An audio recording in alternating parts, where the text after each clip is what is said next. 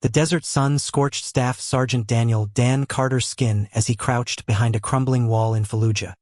2004. His M16 steady in his hands.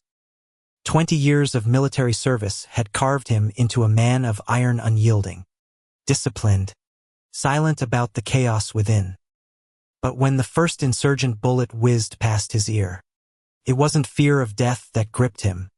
It was the memory of a kiss he'd buried deep, one he'd never dared speak of.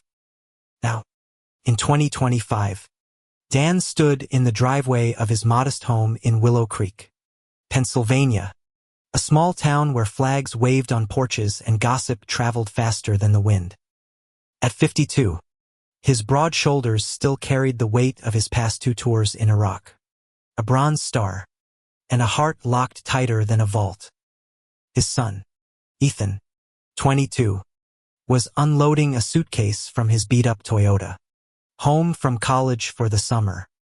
Ethan's easy smile, the one that mirrored his late mother's, stirred something in Dan, a pang he couldn't name.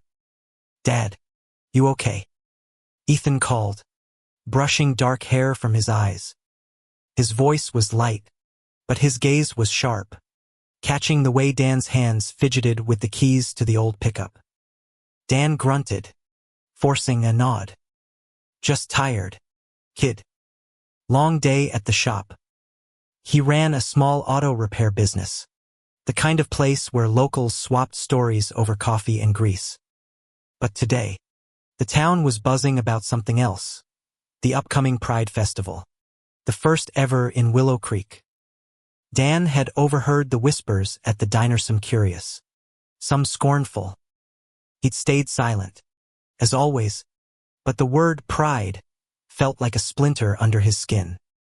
Inside, the house smelled of cedar and memory. Photos of Dan's late wife, Sarah, lined the mantel, her laugh frozen in time. Gone 5 years now from cancer. Ethan dropped his bag by the couch and hesitated, his fingers tracing the edge of a frame. "Dad, I need to tell you something."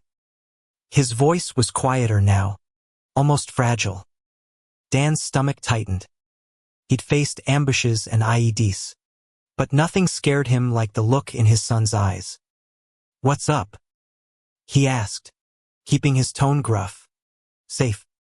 Ethan took a breath, then pulled a small rainbow pin from his pocket, setting it on the coffee table. "I'm gay," he said, the words steady but heavy, like stones dropped into still water. "I've known for a while. I didn't want to hide it anymore." The room spun. Dan's pulse thundered, not from anger but from a collision of past and present. He saw himself at 19, stationed in Fort Bragg, stealing a moment with a fellow soldier named Jamia Kiss behind the barracks, a secret that burned him alive when Jamie was discharged under Don't Ask, Don't Tell. Dan had buried that part of himself, married Sarah, built a life. But now, his son stood before him, unafraid, and Dan felt like a coward. "You're, what?" Dan's voice cracked, not from disbelief but from the weight of his own silence. He wanted to say something, anything, but the words stuck like shrapnel. Ethan's face fell, just for a moment, before he squared his shoulders. "I'm still me, Dad. I just need you to know who I am." Dan nodded, his throat tight. He couldn't look at the pin. Not yet. That night, Dan lay awake, the ceiling fan creaking above him. Memories clawed their way up Jamie's laugh, the way he'd whispered Dan's name in the dark, the shame that followed when Dan pushed him away. He'd chosen safety, chosen the life he was supposed to live. But Ethan's courage was a mirror, and Dan didn't like what he saw. The next morning, Willow Creek was alive with preparations for Pride. Rainbow banners fluttered on Main Street, and a small stage was being set up in the town square. Dan drove past, his jaw tight, avoiding the volunteers who waved at him. He didn't hate them, didn't hate anyone, but the sight of those colors stirred something he'd spent decades suppressing. At the shop, his best friend, Marcus, a burly black man in his 40s who'd served with Dan in Iraq, noticed his mood. "You look like you're chewing gravel, man," Marcus said, wiping oil from his hands. "What's eating you?" Dan hesitated, then muttered. "Ethan came out. Said he's gay." Marcus raised an eyebrow, his face unreadable for a moment. Then he shrugged. "Kids got guts. Takes a lot to say that out loud, especially in this town." Dan didn't respond. He busied himself with a carburetor, but his hands shook. Marcus didn't push, but his words lingered. Guts. Dan had faced death, but he'd never had the courage to face himself. Ethan, meanwhile, was at the community center, helping organize the Pride event with a group of volunteers. Among them was Lucas, a 24-year-old artist with a quick smile and paint-stained jeans. Lucas had grown up in Willow Creek, left for art school in Philadelphia, and returned to help the town embrace change. He and Ethan clicked instantly, their banter light but charged with something deeper. "You're really doing this in Willow Creek?" Ethan asked, taping a poster to the wall. "People here still think diversity means a new pizza topping." Lucas laughed, his eyes crinkling. "Change starts somewhere. Might as well be here." Ethan glanced at him, feeling a spark he hadn't expected. But his thoughts drifted to his dad, to the silence that had followed his coming out. He wanted Dan to understand, to be proud, but he wasn't sure how to bridge the gap. Dan's days blurred into routine fixing cars, avoiding Main Street, dodging Ethan's attempts to talk. But the Pride Festival loomed, and with it, a decision. The night before the event, Ethan found Dan in the garage, tinkering with an old Harley. "Dad, you coming tomorrow?" Ethan's voice was hopeful but guarded. Dan kept his eyes on the bike. "Not my thing, Ethan. It's not about things. It's about me." Ethan's words were sharp, cutting through Dan's defenses. "I want you there." Dan's chest ached. He wanted to say yes, to be the father Ethan needed, but the weight of his past held him back. "I'll think about it," he muttered, hating himself for the lie. The next day, Willow Creek's town square was a riot of color. Rainbow flags waved, music blared, and locals mingled, some supportive, some skeptical. Ethan stood on the stage, giving a short speech about acceptance, his voice steady despite the nerves. Lucas watched from the crowd, his smile bolstering Ethan's courage. Dan didn't show. Dan sat in his truck, parked a block away from the town square, the faint pulse of music from the Pride Festival reaching him through the open window. He told himself he was just driving by, not stopping, but his hands gripped the steering wheel like it was the only thing keeping him grounded. Ethan's voice echoed in his head, "It's about me," and Dan felt the sting of his own absence. He could still see Jamie's face, clear as day, from that night in 1993. They'd been young, reckless, stealing moments in the shadows of the barracks. Jamie had been braver, whispering dreams of a life where they didn't have to hide. But Dan had shut it down, terrified of what it meant, what it could cost. When Jamie was outed and discharged, Dan stayed silent, choosing survival over truth. Now, Ethan's courage was unraveling that choice, thread by thread. Back at the festival, Ethan stepped off the stage, his heart pounding from the applause. Lucas was there, clapping louder than anyone, his hazel eyes bright with pride. "You killed it," Lucas said, pulling Ethan into a quick, warm hug. The touch lingered, and Ethan felt his face flush. "Thanks," Ethan said, trying to play it cool. "Didn't think I'd get through it without tripping over my words." You're braver than you think, Lucas replied, his voice soft but serious. They stood close, the crowd buzzing around them, and for a moment, the world felt smaller, just the two of them. But Ethan's eyes scanned the crowd, searching for Dan. He'd hoped, despite everything, that his dad would show. The empty space where Dan should have been felt like a bruise. Lucas noticed, his hand brushing Ethan's arm. He'll come around, he said, though his tone held no promises. Dan drove home, the festival fading in his rearview mirror. The house was too quiet, the absence of Ethan's laughter a reminder of his failure. He poured a glass of whiskey, the burn familiar but not comforting. On the coffee table, Ethan's rainbow pin glinted in the lamplight. Dan picked it up, turning it over in his calloused hands. It was small, unassuming, but it carried a weight he couldn't ignore. The next morning, Ethan was quiet at breakfast, his usual chatter replaced by a tense silence. Dan noticed but didn't know how to break it. Finally, Ethan spoke, his voice low. You didn't come. Dan set down his coffee mug, the ceramic clinking against the table. I got held up at the shop. The lie tasted bitter. Ethan's eyes narrowed. Don't do that, Dad. Don't lie to me. Dan's jaw tightened, but he didn't respond. Ethan pushed his chair back and left, the door slamming behind him. The sound echoed in Dan's chest, a crack in the armor he'd worn for decades. At the shop, Marcus was waiting, his arms crossed. Heard you skipped the festival, he said, not mincing words. Ethan's torn up. Man, you gotta figure this out. I don't know how, Dan admitted, his voice rough. I want to be there for him. But, he trailed off, unable to say the rest. Marcus leaned against a workbench, his gaze steady. You carried me out of a firefight in Mosul. You've got the heart for this, Dan. You just gotta stop running. Dan looked away, his throat tight.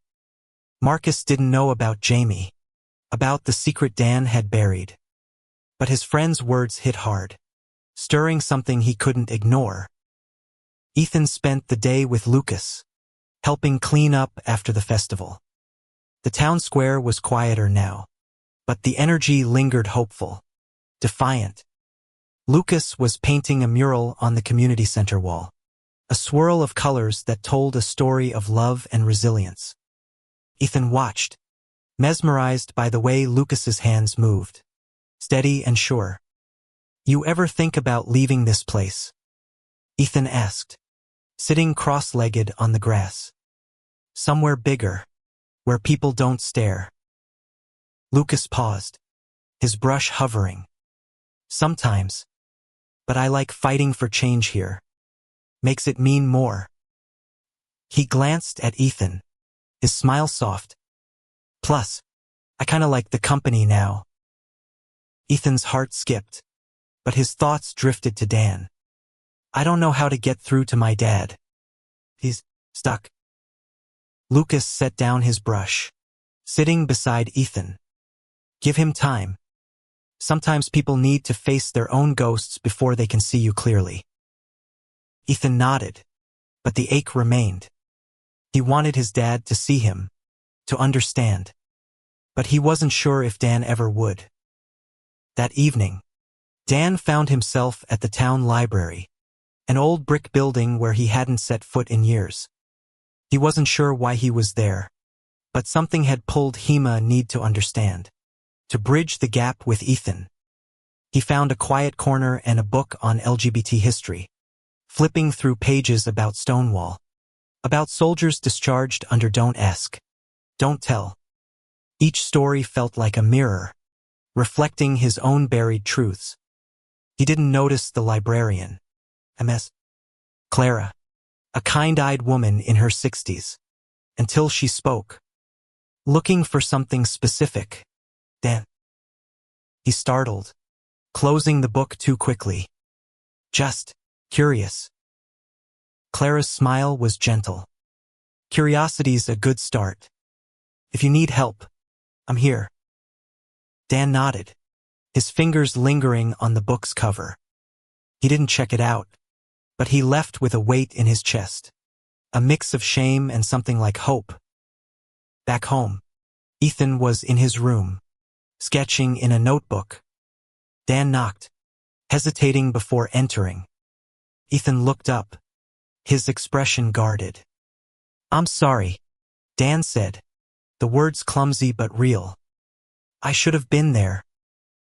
Ethan studied him, searching for sincerity. "Why weren't you?" Dan sat on the edge of the bed, his hands clasped. "It's not you, Ethan. It's me. I've got things I haven't dealt with." Ethan's eyes softened, just a fraction. "Then deal with them, Dad. I'm not going anywhere." Dan nodded, his throat tight. He didn't have the words yet, but for the first time, he wanted to find them. Dan's dreams were a battlefield, not of gunfire but of faces Jamie's, Sarah's. Ethan saw watching him, waiting for him to speak. He woke in a cold sweat, the clock glowing 3:17 a.m.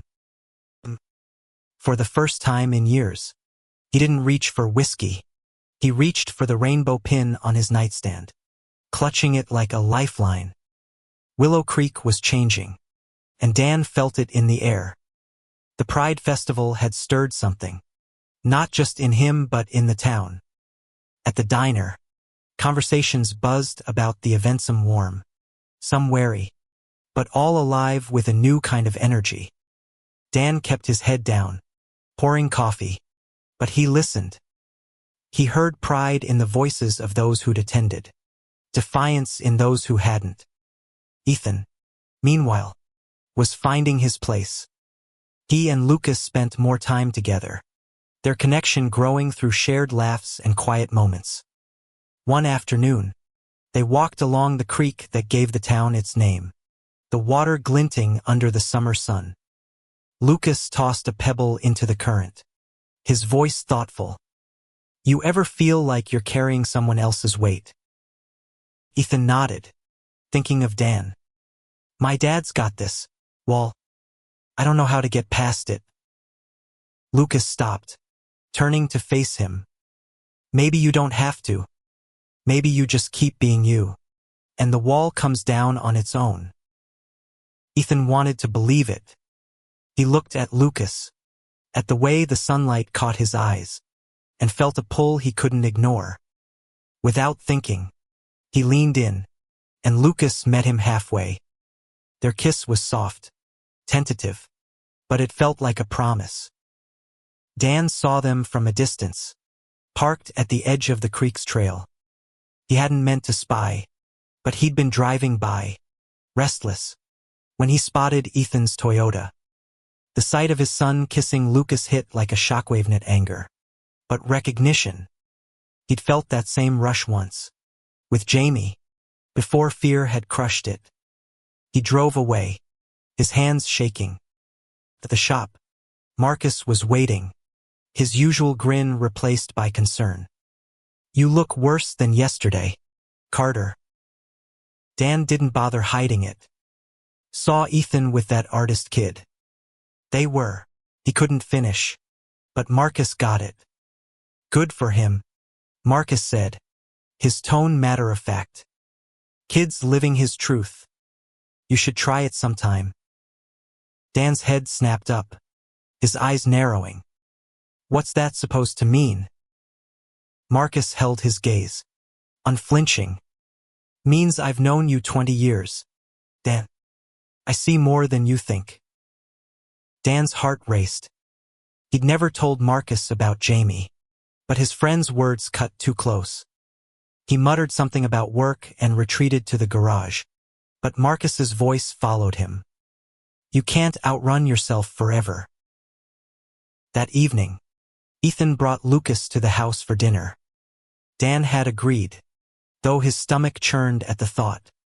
Lucas was polite, charming even, with a quick wit that reminded Dan of Sarah. They ate meatloaf, Ethan's favorite, and the conversation stayed light. Art, college, the town's new coffee shop. But Dan felt like an outsider in his own home, watching Ethan and Lucas share glances that spoke a language he'd forgotten. After dinner, Lucas offered to help with dishes, but Dan waved him off. "You two go sit. I got this." Ethan raised an eyebrow, surprised by the gesture. "You sure, Dad?" "Yeah," Dan said, his voice gruff but warm. "Go." Later, when Lucas left, Ethan lingered in the kitchen. "Thanks for tonight," he said. "It meant a lot." Dan nodded, scrubbing a plate harder than necessary. "He's a good kid." Ethan smiled, a real one, and for a moment, the wall between them felt thinner. The next day, Dan found himself back at the library, this time with purpose. "Ms. Clara greeted him, her eyes kind but curious. "Back so soon?" "Need help finding something," Dan said, his voice low. "Stuff about soldiers. Like me." "Who were?" He couldn't say it, but Clara understood. She led him to a shelf, pulling out a memoir by a gay veteran. "Start here," she said. "And Dan, you're not alone." He took the book home, reading late into the night. The stories were raw, painful, familiar. Men and women who'd served, loved in secret, lost everything. Dan saw himself in their words, and for the first time, he didn't look away. Ethan and Lucas's relationship deepened, each moment a step toward something real. They painted together, laughed together, shared dreams of a future beyond Willow Creek. But Ethan couldn't shake the worry about Dan. He wanted his dad's approval, not just tolerance. One afternoon, Lucas suggested they invite Dan to an art show at the community center, where Lucas's mural would be unveiled. "It's not pride," Lucas said. "Just art. Neutral ground." Ethan hesitated, then nodded. "Okay, but don't hold your breath." When Ethan asked, Dan surprised him by agreeing. "I'll be there," he said, and this time, he meant it. The art show was small but vibrant, with Lucas's mural as the centerpiece, a cascade of colors that told a story of love, loss, and hope. Dan stood in the crowd, feeling out of place but rooted by Ethan's presence. When Lucas spoke about the mural, his passion lit up the room, and Dan saw why Ethan was drawn to him. After, Ethan found Dan by the mural. "What did you think?" Dan studied the painting, his eyes lingering on a figure that looked like a soldier, holding a flag that wasn't quite stars and stripes. "It's powerful," he said, the word feeling inadequate. Ethan smiled, and for the first time in weeks, Dan felt like he'd done something right. Dan's truck rattled along the back roads of Willow Creek, the memoir from the library tucked under the passenger seat. He hadn't finished it, but the pages he'd read haunted him, stories of soldiers who'd lived in shadows, just like him. He was starting to see Ethan's courage not as a challenge, but as a beacon, pulling him toward a truth he'd buried for 30 years. At the shop, business was slow, giving Dan too much time to think. Marcus noticed, tossing a wrench onto the workbench with a clang. "You're brooding again, Carter. Spill it." Dan wiped his hands on a rag, avoiding Marcus's eyes. "Just trying to figure out how to talk to Ethan. Really talk." Marcus leaned back, his expression softening. "Start small. Ask him about that art kid. Show him you're listening." Dan nodded, but the idea of opening up felt like stepping into a minefield. He'd spent decades building walls against Jamie, against himself. Tearing them down meant facing the wreckage underneath. Ethan and Lucas were at the creek again, this time with a picnic basket and a blanket. The summer air was thick with the scent of wildflowers, and Lucas's laughter filled the spaces where Ethan's worries lingered. They talked about everything: college, art, the future. When Lucas reached for Ethan's hand, Ethan didn't pull away. "I told my mom last year," Lucas said, his voice quiet. "She cried, but not because she was mad. She said she just wanted me to be happy." Ethan looked at the water, his chest tight. "I want that from my dad. Not just acceptance. I want him to be proud." Lucas squeezed his hand. "He will be. You're worth it, Ethan." The word stayed with Ethan, warming him even as doubt gnawed at the edges. He wanted to believe Lucas, but Dan's silence was a heavy thing, a wall Ethan wasn't sure he could climb. That night, Dan found Ethan in the living room, scrolling through his phone. The rainbow pin was back on the coffee table, a silent challenge. Dan sat down, his hands clasped, and cleared his throat. "Tell me about Lucas." Ethan looked up, surprised. "What?" "You heard me," Dan said, his voice gruff but trying. "He's important to you, right?" Ethan hesitated, then nodded. "Yeah, he's kind. Makes me feel like I can be myself." Dan's throat tightened. He remembered that feeling, fleeting and forbidden. With Jamie. "That's good," he managed. "You deserve that." Ethan's eyes searched his, looking for cracks in the armor. "You mean that?" "Yeah," Dan said, and for the first time, he felt the truth of it. The next day, Dan drove to Pittsburgh, an hour away, to a veteran support group he'd found online. The meeting was in a community center, a plain room with folding chairs and coffee that tasted like regret. The facilitator, a woman named Karen, was a retired Marine with a no-nonsense warmth. When Dan introduced himself, his voice shook. "I'm Dan. I served in Iraq. I'm here because my son's gay, and I don't know how to be the dad he needs." The group listened, their faces a mix of understanding and scars. A man named Tom, a Vietnam vet in his 70s, spoke up. "I hid who I was for 50 years. Lost a lot because of it. Don't make the same mistake, Dan." Dan left the meeting with a number Tom sand, a flicker of something like courage. He didn't tell Ethan about it. Not yet. But he carried the conversation home like a fragile thing. Something to protect. Ethan and Lucas were planning a trip to Philadelphia for a bigger Pride event. A chance to feel part of something larger. Ethan was excited but nervous, unsure if he was ready to step into a world so open, so unapologetic. Lucas sensed it, nudging his shoulder as they packed. "You don't have to be ready," Lucas said. "You just have to show up." Ethan smiled, but his thoughts drifted to Dan. He wanted his dad to understand what Pride meant, not just a party, but a declaration of existence. He left a flyer for the event on the kitchen counter, a quiet invitation. When Dan found it, he stared at the bright colors, the bold words, "Love is love." His first instinct was to toss it, but he didn't. Instead, he tucked it into his pocket, a small act of defiance against his own fear. At the shop, Marcus cornered Dan again. "You going to that Philly thing with Ethan?" Dan snorted. "Me? Pride. I'd stick out like a sore thumb."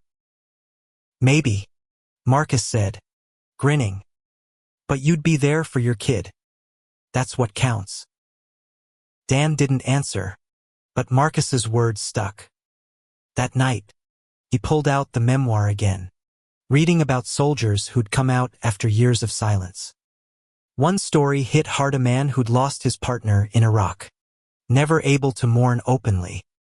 Dan's eyes burned, and he realized he was crying, something he hadn't done since Sarah's funeral. The morning of the Philly trip.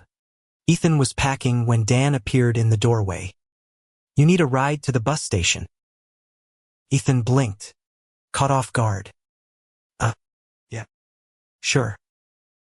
The drive was quiet, but not tense. As Ethan grabbed his bag, Dan spoke, his voice low. "Have fun, kid. Be safe." Ethan paused, then hugged Dan, quick and fierce.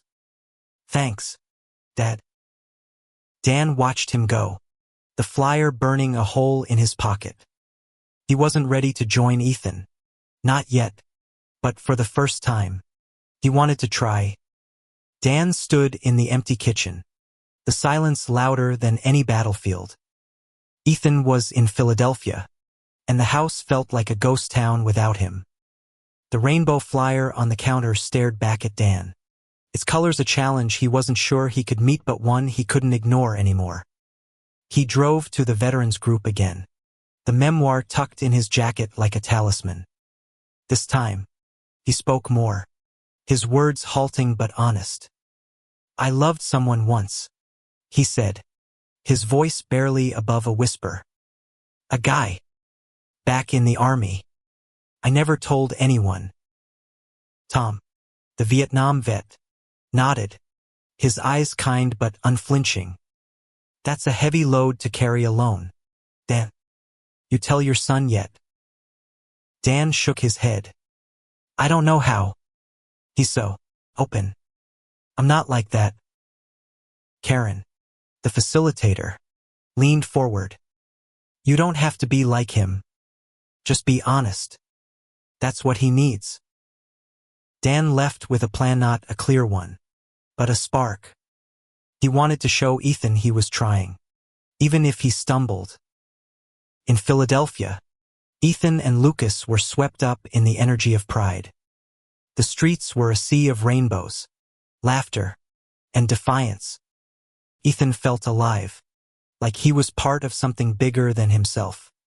Lucas held his hand, their fingers laced, and Ethan didn't care who saw. "You okay?" Lucas asked, noticing Ethan's quiet moments. "Yeah," Ethan said, smiling. "Just wish my dad could see this. Not the flags or the parade, just how it feels to be free." Lucas squeezed his hand. "He'll get there. You're showing him how." They danced, laughed, and shared a kiss under a streetlight, the world blurring around them. But Ethan's heart still carried a small ache, a hope that Dan would one day understand. Back in Willow Creek, Dan was at the shop when Marcus dropped a bombshell. "Found an old buddy of yours," he said, tossing a phone onto the workbench. "Guy named Jamie. Lives in Pittsburgh now. Said he'd love to hear from you." Dan froze, his heart slamming against his ribs. "How'd you find him?" Marcus grinned. "I got ways.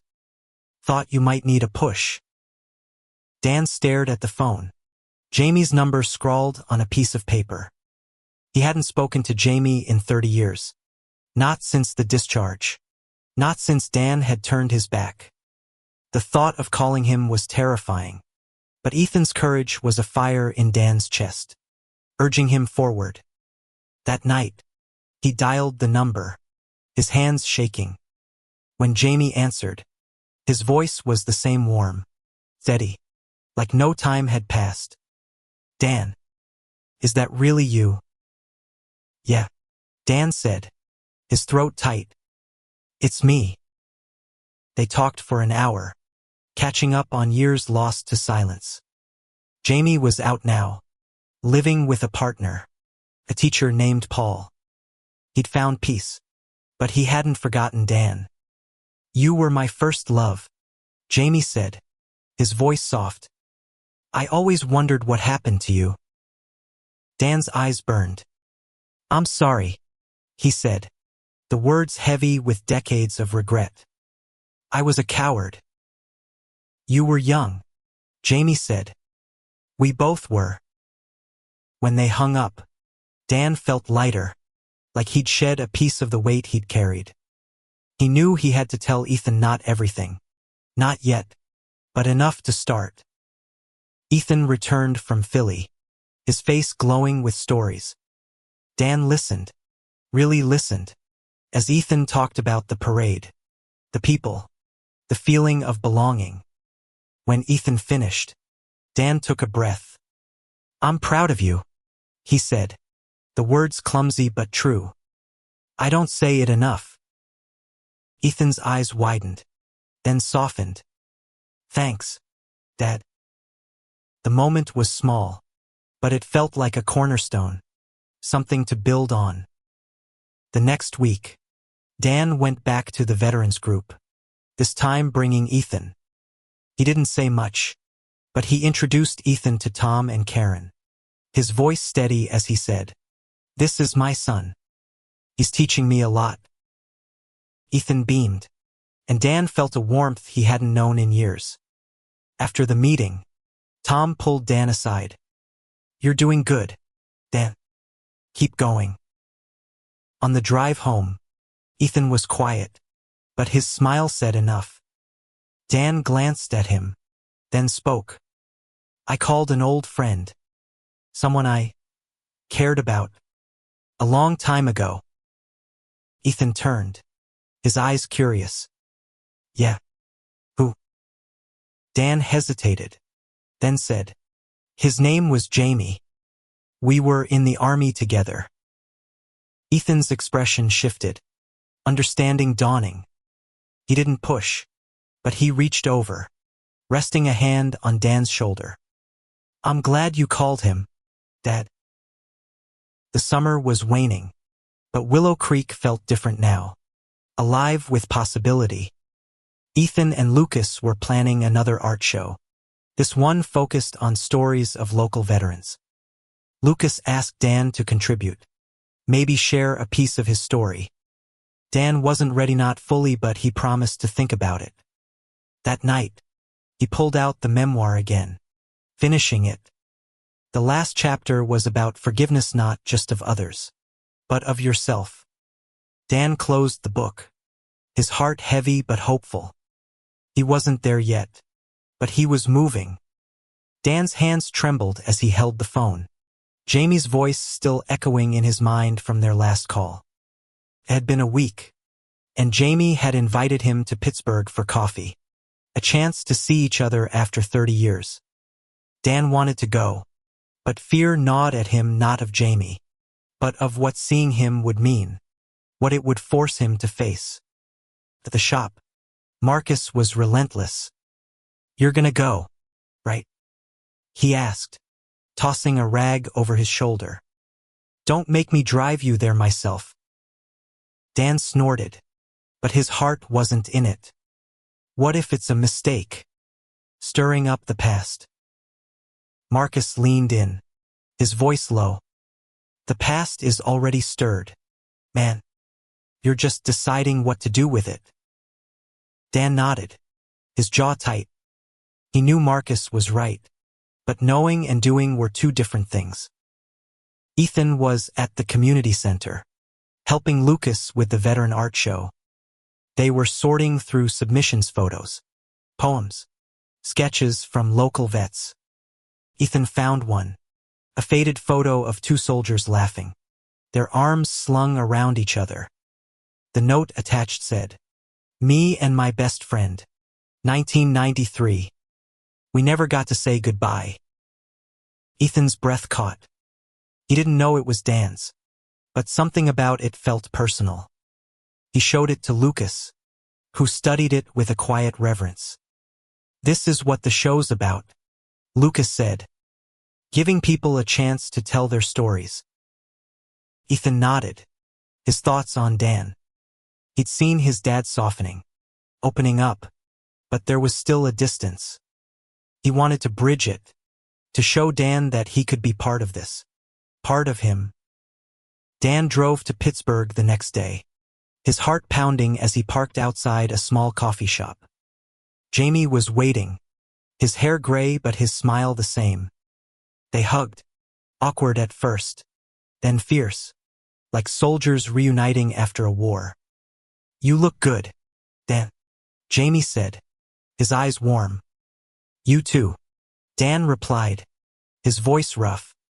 They sat, ordered coffee, and talked about their lives, their losses, their loves. Jamie spoke about Paul, his partner, with a quiet joy that made Dan ache. "I never stopped thinking about you," Jamie admitted. "Wondered if you found happiness." Dan looked down, his fingers tracing the rim of his cup. "I had Sarah, Ethan, but I hid a lot. Still am." Jamie reached across the table, his hand steady. "You don't have to hide anymore, Dan. Not with me. Not with your son." The words broke something in Dan, a dam he'd built long ago. He didn't cry, but he felt the weight lift, just a little. Back in Willow Creek, the art show was days away, and Ethan was nervous. He'd invited Dan, but he wasn't sure if he'd come.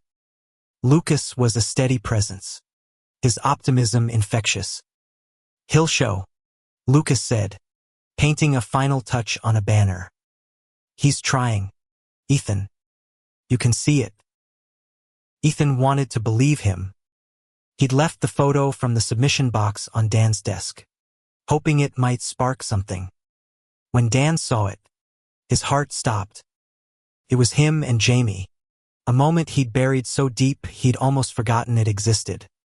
He didn't know how it had ended up in the show, but he suspected Marcus. He didn't confront him. Thuff was too busy wrestling with what it meant to see that photo, to see himself so young, so alive, so in love. The night of the art show, Willow Creek's community center was packed. Dan arrived late, his stomach in knots. Ethan spotted him and grinned, waving him over. "You came." Dan nodded, his throat tight. "Wouldn't miss it." Lucas led them through the exhibits, explaining each one with passion. When they reached the photo of Dan and Jamie, Dan froze. Ethan noticed, his eyes narrowing. "Dad, is that you?" Dan swallowed hard, then nodded. "Yeah, that's me. And someone I cared about." Ethan's expression softened, a mix of surprise and understanding. "You never told me." "I wasn't ready," Dan said, his voice low. "But I'm trying to be." Lucas stepped back, giving them space. Ethan reached out, squeezing Dan's arm. "I'm glad you're here, Dad." After the show, Dan stayed, helping clean up. He and Ethan worked side by side, the silence comfortable for the first time in weeks. When they got home, Dan pulled out the memoir, handing it to Ethan. "Read this," he said. "It's helping me figure things out." Ethan took it, his eyes searching Dan's. "Okay, thanks."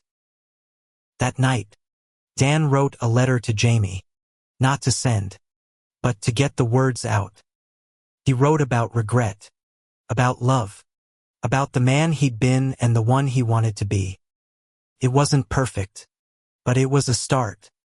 Dan woke to the smell of coffee and the sound of Ethan humming in the kitchen. It was a small thing, but it felt like a gift, a reminder that they were finding their way back to each other. The letter to Jamie was still on his desk, unfinished but honest, a step toward the truth he'd avoided for so long. At the shop, Marcus was relentless, sensing the shift in Dan. "You saw Jamie, didn't you?" he asked, grinning. "Spill, Carter." Dan shook his head, but a small smile crept out. "Yeah, it was good. Real good." Marcus clapped him on the shoulder. Proud of you, man. Now tell your kid. Dan's smile faded. Telling Ethan about Jamie, about himself, was a leap he wasn't sure he could make. But Ethan's courage was a mirror, and Dan was tired of looking away. Ethan was at the community center, planning a follow-up event with Lucas. They were closer now, their relationship a steady rhythm of trust and affection. Lucas was sketching ideas for a mural about family, his pencil moving with purpose. Ethan watched, his heart full but heavy. You think my dad's ever gonna talk about that photo? Ethan asked, his voice low. Lucas paused, his eyes soft. He will when he's ready. You're giving him the space to get there. Ethan nodded, but doubt lingered. He wanted to know his dad. All of him, not just the parts Dan showed the world. That evening, Dan found Ethan in the garage, tinkering with the old Harley. It was a ritual they'd shared since Ethan was a kid, a way to connect without words. But tonight, Dan wanted words. Ethan, he started, his voice rough. That photo from the show. I need to tell you about it. Ethan set down his wrench, his eyes cautious but open. Okay.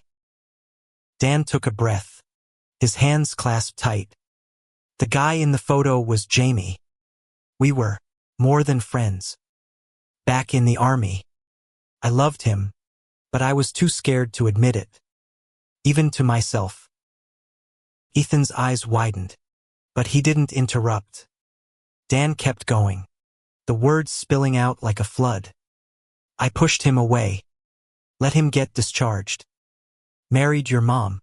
Built a life. But I never stopped carrying it. The shame. The regret. Ethan was quiet, processing.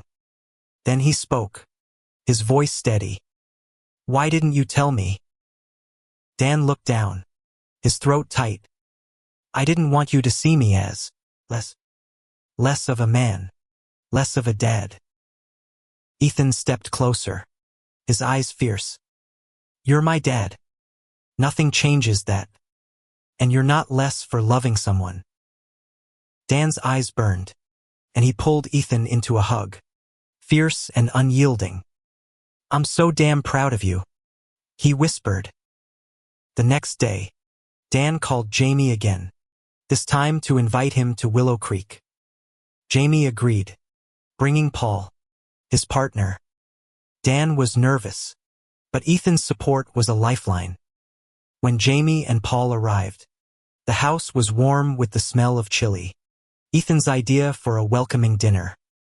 Jamie and Dan talked like no time had passed, their laughter filling the gaps of 30 years. Paul was kind, a quiet counterpoint to Jamie's energy, and Ethan took to him instantly. Lucas joined them, his presence grounding Ethan, and the evening felt like a new beginning. After dinner, Dan and Jamie walked outside, the night air cool. You've got a good kid, Jamie said, his voice warm. He's braver than we were. Dan nodded, his heart full. He's teaching me how to be brave. The veteran art show had sparked something in Willow Creek. The town was talking about acceptance, about change, about stories that needed to be told. Dan decided to contribute, writing a short piece about his time with Jamie, about the cost of silence. He didn't read it at the next event, but he gave it to Lucas to include in the program. A quiet step forward. Ethan read it, his eyes shining. This is amazing, Dad. You should be proud. Dan shrugged, but his chest felt lighter. Getting there, he said. As summer turned to fall, Ethan and Lucas planned to move to Philadelphia together, chasing dreams of art and community. Dan supported them, even helping pack Ethan's things. The night before they left, Dan handed Ethan the rainbow pin. Keep this, he said. It's yours. Ethan smiled, pinning it to his jacket. "Thanks, Dad, for everything." Dan pulled him into a hug, holding tight. "I'm the one who's thankful, kid." Fall settled over Willow Creek, painting the hills in reds and golds. Dan felt the change in himself, to a quiet shift, like the ground thawing after a long winter. Telling Ethan about Jamie had been a release, but it was only the beginning. He wanted to live honestly, not just for Ethan, but for himself. At the shop, Marcus was a constant cheerleader, his grin wide as he handed Dan a flyer for a local LGBT support group. "Found this at the diner," he said. "Thought you might want to check it out." Dan took it, his fingers tracing the words. "You don't quit, do you?" "Nope," Marcus said, laughing. "Someone's got to keep you moving." Dan went to the meeting, a small gathering in the community center. He didn't say much, but he listened to stories of coming out, of loss, of love. He saw Ethan in their courage, and he saw himself in their struggles. When he left, he felt a little less alone. Ethan and Lucas were settling into Philadelphia, their apartment a cozy mess of art supplies and secondhand furniture. Ethan called Dan every week, sharing stories of the city, of Lucas's latest mural, of their plans to march in next year's Pride. Dan listened, his heart swelling with pride, but also with a quiet he missed his son. One evening, Ethan called with news. "Lucas got a grant to do a mural for a veteran center here. He wants you to come see it when it's done." Dan hesitated, then said, "I'll be there." Ethan's voice brightened. "Really?" "Yeah," Dan said, smiling. "Wouldn't miss it." Dan kept in touch with Jamie, their calls a lifeline across the years. Jamie invited him to a veterans retreat in upstate New York, a place for LGBT soldiers to share their stories. Dan was nervous, but he agreed. The retreat was in a wooded area, cabins nestled among pines. Dan met men and women like him, veterans who'd hidden, who'd lost, who'd found their way. One night, by a campfire, Dan spoke. "I loved a man once," he said, his voice steady. "I let him go because I was scared. My son's showing me how to be brave." The group listened, their silence a kind of embrace. When Dan finished, a woman named Maria, a Gulf War vet, squeezed his hand. "You're here now," she said. "That's what matters." Back in Willow Creek, Dan started writing again, this time for himself. He wrote about Jamie, about Sarah, about Ethan, about the man he'd been and the one he was becoming. He shared a piece with the support group, his voice shaking but clear. They applauded, not out of pity, but respect. Ethan came home for Thanksgiving, Lucas in tow. The house was warm with the smell of turkey and pie, and Dan felt a peace he hadn't known in years. After dinner, they sat by the fire, and Ethan pulled out his phone, showing Dan photos of the Philly Morala tribute to veterans, with a rainbow woven into the design. "It's beautiful," Dan said, his voice thick. Lucas smiled. "It's for people like you and Ethan, people who fight for freedom, in all its forms." Dan met his eyes, grateful. "Thank you." The next day, Dan took Ethan to the shop, just the two of them. They worked on the Harley, their hands moving in sync. Dan spoke, his voice low. "I'm going to that retreat again next month. And I'm thinking about telling people about me." Ethan stopped, his eyes wide. "You mean coming out?" Dan nodded, his heart racing. "Not sure how yet, but I want to. For you. For me." Ethan hugged him, fierce and unyielding. "I'm so proud of you, Dad." As winter approached, Dan felt ready to take another step. He wrote a letter to the local paper, a short piece about his journey as a veteran and a father, about learning to live honestly. He didn't mention Jamie by name, but he wrote about love, about regret, about courage. Ethan helped him edit it, his eyes shining with pride. The letter was published, and Willow Creek buzzed. Some whispered, some judged, but many reached out, old friends, neighbors, even strangers, sharing their support. Dan felt exposed, but also free, like he'd finally stepped into the light. Winter blanketed Willow Creek in snow, but Dan felt a warmth he hadn't known in years. His letter to the paper had sparked conversation, some hard, some healing. At the diner, old-timers clapped him on the back, their gruff approval meaning more than he'd expected.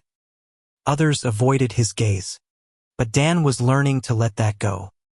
He kept writing, filling notebooks with memories of Jamie, of Sarah, of the battles he'd fought in the battlefield and within himself. He shared some with the support group, their encouragement a steady anchor. One evening, Maria, the Gulf War vet, suggested he speak at the next veterans event, a small gathering to honor local heroes. "I'm no hero," Dan said, shaking his head. "You are to your son," Maria replied, her eyes steady. "And to yourself." Dan thought of Ethan, of the rainbow pin, of the man he was becoming. He agreed to speak, his heart pounding at the thought. Ethan and Lucas were thriving in Philadelphia, their apartment a hub of creativity and love. Ethan called Dan often, sharing stories of their life, of Lucas's mural gaining attention. When Dan told him about the veterans event, Ethan's voice lit up. "You're gonna kill it, Dad. Can I come?" Dan laughed, a rare, full sound. "Wouldn't have it any other way." Lucas chimed in, his voice warm through the phone. "We'll both be there. Front row." The event was held in the town hall, a modest space packed with locals and veterans. Dan stood at the podium, his hands gripping the edges. Ethan and Lucas in the front row, their smiles a lifeline. He took a breath, his voice steady but raw. "I fought in Iraq," he began. "I thought I was fighting for freedom, but I was hiding from it, from who I am." He paused, his eyes finding Ethan's. "My son showed me what courage looks like. I'm gay, and I'm learning to be proud of it, because of him." The room was silent, then erupted in applause. Ethan's eyes shone with tears, and Lucas squeezed his hand. Dan stepped down, his legs shaky but his heart full. Ethan hugged him, whispering, "I love you, Dad." After the event, Dan and Ethan walked through the snowy town square, the rainbow banners from Pride still hanging, faded but defiant. "I read your letter," Ethan said. "It was everything." Dan nodded, his throat tight. "I meant every word." They stopped by the creek, the water frozen under a thin layer of ice. Ethan spoke, his voice soft. "You don't have to do this alone, you know. I'm here." Dan smiled, pulling Ethan into a hug. "I know, kid. I know." The next week, Dan visited Jamie and Paul in Pittsburgh. They welcomed him like family, their home warm with laughter and love. Dan saw what his life could have been, and instead of regret, he felt hope. He told Jamie about the speech, about Ethan, about the man he was becoming. "You're free now," Jamie said, his eyes warm. "Took you long enough." Dan laughed, the sound lighter than it had been in years. "Yeah, thanks for waiting." Back in Willow Creek, Dan kept moving forward. He joined the support group regularly, sharing his story, listening to others. He started a small fund at the community center for LGBT youth in rural towns like theirs. Ethan and Lucas helped, their energy a spark that kept Dan going. One evening, as snow fell outside, Dan sat with Ethan and Lucas, planning a trip to the next Pride in Philly. "You sure you're ready for this, Dad?" Ethan teased, his grin wide. Dan chuckled. "Ready as I'll ever be." Spring arrived in Willow Creek, the hills blooming with promise. Dan stood in the town square, a rainbow flag in his hands, not as a symbol of protest but of peace. He was 53 now, his hair grayer, his heart lighter. Ethan's courage had led him here, to a place where he could finally be himself. The community center was hosting its second Pride event. Smaller than Philly's but just as vibrant. Dan was there, not as a bystander but as a volunteer, helping set up booths and hang banners. Ethan and Lucas were back from Philadelphia, their laughter a constant in the chaos. "You're a pro at this, Dad," Ethan said, tossing him a roll of streamers. Dan caught it, grinning, learning from the best. The day of Pride, Willow Creek came alive. Locals mingled, some hesitant, some proud, but all part of something new. Dan stood with Marcus, watching Ethan and Lucas dance to a local band, their joy infectious. "You did good, Carter," Marcus said, his voice warm. "Real good." Dan nodded, his eyes on Ethan. Couldn't have done it without him. Later, Dan took the stage, his hands steady now. He spoke about his journey, about Jamie, about Ethan, about the freedom he'd found not in war, but in love. The crowd listened, their applause a wave of acceptance. Ethan hugged him after, his eyes shining. "You're my hero, Dad." Dan's heart swelled. "Right back at you, kid." That summer, Dan traveled to Philadelphia for Pride, his first time marching. Ethan and Lucas were by his side, the rainbow flag waving above them. Dan thought of Jamie, of Sarah, of the battles he'd fought. He'd fought for freedom, but it was Ethan who'd shown him what it meant to be free. As the parade moved through the city, Dan felt the weight of 30 years lift. He was no longer the soldier hiding in the shadows. He was Dan Carter, father, veteran, gay man, proud. The sun set on Philly, painting the sky in hues of hope. Dan, Ethan, and Lucas stood together, watching the crowd, the flags, the future. Dan took Ethan's hand, then Lucas's, and for the first time, he felt whole. "Thank you," he said, his voice soft but sure. Ethan smiled, squeezing his hand. "For what?" "For showing me how to be brave." Thank you for listening. If you find it interesting, please like and subscribe to follow the next stories.